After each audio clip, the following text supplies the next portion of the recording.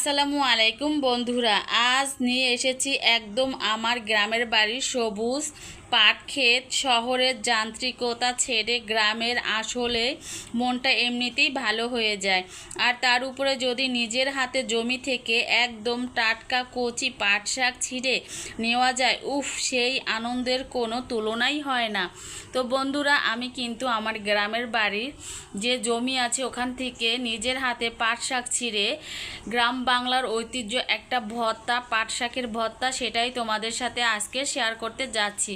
তো চলো বন্ধুরা, এই তো দেখো পাট শাক ছিঁড়তে যাইতেছি আমরা দুজন মিলে, আমার যা আর আমি। আর আশেপাশের প্রকৃতিটাও তোমাদের সাথে শেয়ার করলাম, কতটা সুন্দর আর কতটা লাবণ্যময় সবুজে ঘেরা।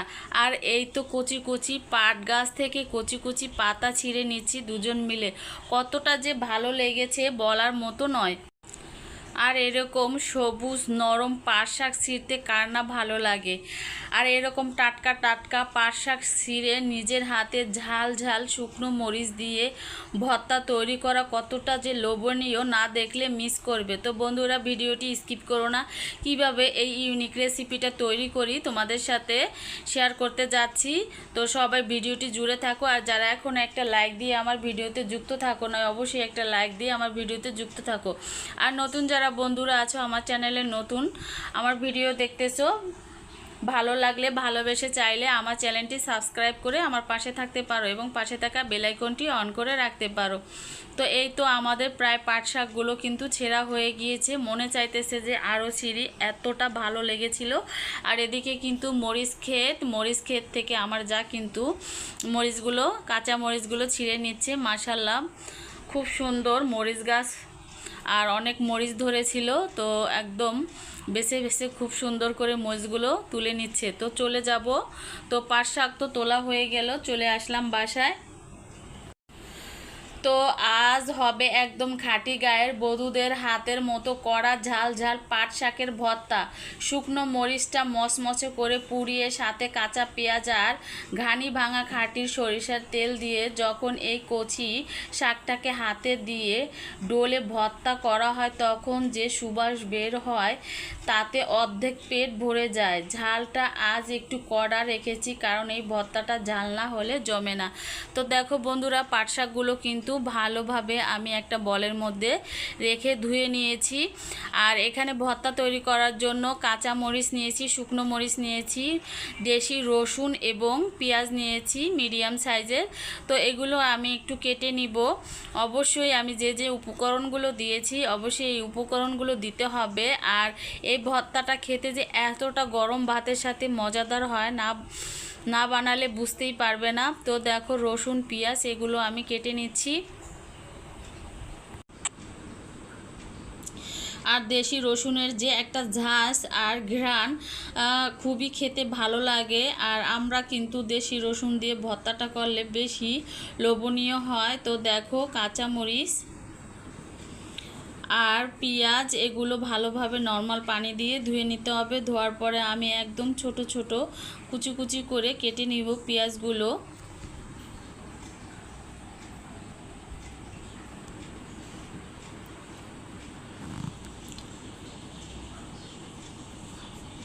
তো কারা কারা এরকম পাট শাকের ভর্তা তৈরি করে খেয়েছো অবশ্যই কমেন্টের মাধ্যমে জানাবে। অনেকেই আমরা পাট শাক ভাজি খেয়েছি, ডাল দিয়ে রান্না করে খেয়েছি, চচ্চড়ি খেয়েছি, কিন্তু এরকম পাট শাকের ভর্তা কি কেউ খেয়েছো? যদি না খেয়ে থাকো আমার রেসিপিটি ফলো করে অবশ্যই ট্রাই করে দেখবে, অনেক অনেক ভালো লাগবে। তো পাট শাক ভর্তা তৈরি করার জন্য চুলায় একটা প্যান বসিয়ে দিয়েছি। আর এখানে কিছু শুকনো মরিচ দিয়ে ভেজে নিব একদম মচমচে করে। তো আমি এই ভর্তাটায় দুই ধরনের মরিচই ব্যবহার করব, কাঁচা মরিচ এবং শুকনো মরিচ।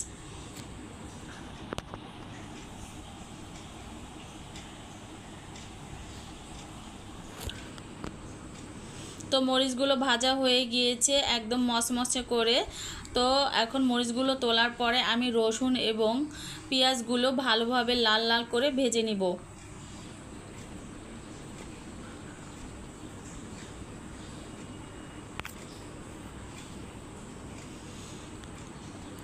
অবশ্যই সুন্দর করে পেঁয়াজ এবং রসুনগুলো ভেজে নিতে হবে।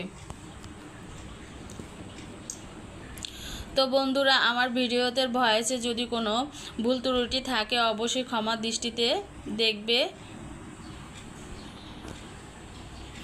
তো দেখো, পাট শাকগুলো কিন্তু আমি ধুয়ে পানি ঝরিয়ে এখন একদম যতটা সম্ভব কুচি কুচি করে কেটে নিচ্ছি।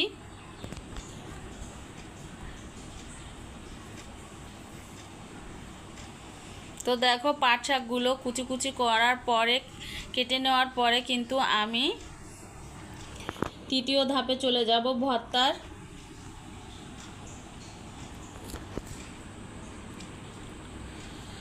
দুপুরের কড়া রোদে মাটির ঘরের বারান্দায় বসে কাঁসার থালায় ধোয়া ওটা গরম গরম ভাতের সাথে এই ঝাল ঝাল পাট শাকের ভর্তা, উফ!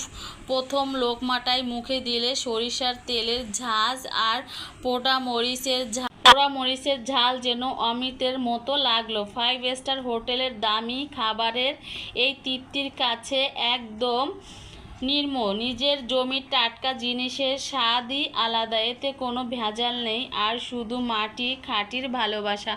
তো বন্ধুরা দেখো, পাট শাকগুলো কাটার পরে কিন্তু আমি প্যানে পাট শাকগুলো দেওয়ার পরে এখানে আমি প্রায় 15 থেকে 20টা কাঁচামরিচ ছোট ছোট টুকরো করে নিয়ে নিচ্ছি। অবশ্যই কাঁচামরিচটা অ্যাড করবে, তাহলে কিন্তু ভর্তাটা খেতে আরও ভালো লাগবে।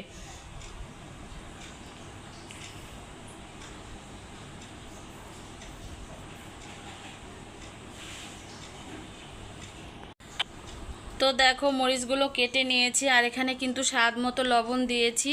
আর যদি লবণ লাগে পরবর্তী সময় লবণটা অ্যাড করে নিব। তো একদম হাই হিট করে পাট শাকগুলো ভেজে নিতে হবে তেলের মধ্যে।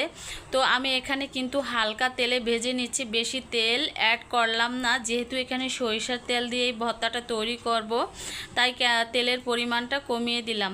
তো দেখো, এখানে হালকা করে আবারও একটু তেল দিয়ে পাট শাকগুলো ভেজে নিব আর একদম সবুজ করে ভেজে নিতে হবে। আর যখন এই পাট শাকটা রান্না করবা বন্ধুরা, অবশ্যই হাই হিট করে রান্না করতে হবে সবুজটা ধারণ রাখার জন্য। আর হাই হিট করে রান্না করলে কিন্তু গায়ে সবুজটা থাকে। তো দেখো, আমার পাট শাক কিন্তু ভাজা হয়ে গিয়েছে, এই পর্যায়ে চলে আসলাম। মরিচগুলো আমি ভালোভাবে একটু লবণ দিয়ে গুঁড়ো করে নিব। আর হাতে মাখিয়ে এরকম পাট শাক ভর্তা যে কতটা লোভনীয় হয়, গরম ভাতের সাথে না বানালে বুঝতেই পারবে না। তো দেখো, মরিচগুলো কিন্তু আমি গুঁড়ো করে নিয়েছি।